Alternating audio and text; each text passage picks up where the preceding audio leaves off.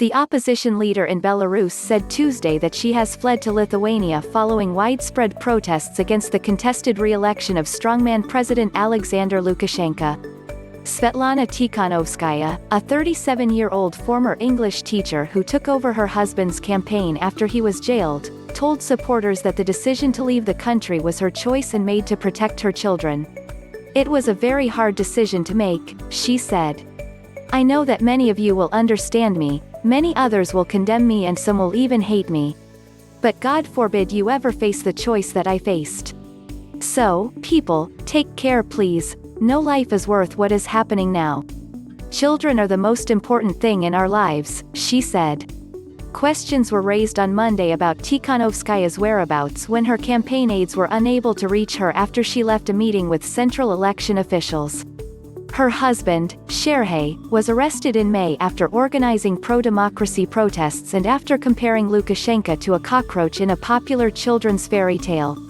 Thousands of protesters have been clashing with police in Belarus since Lukashenko's overwhelming victory in Sunday's election, with at least one death among the demonstrators.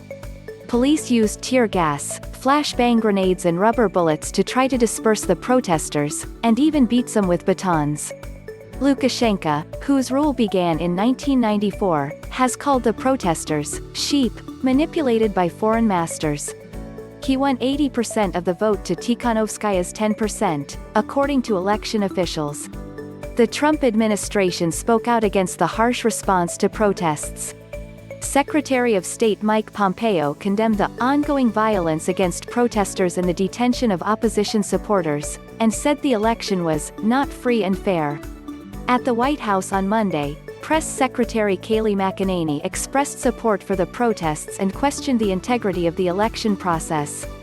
Severe restrictions on ballot access for candidates, prohibition of local independent observers at polling stations, intimidation of opposition candidates and the detention of peaceful protesters and journalists have marred the process, and we urge the Belarusian government to respect the right of people to peaceably assemble and to refrain from the use of force, she said.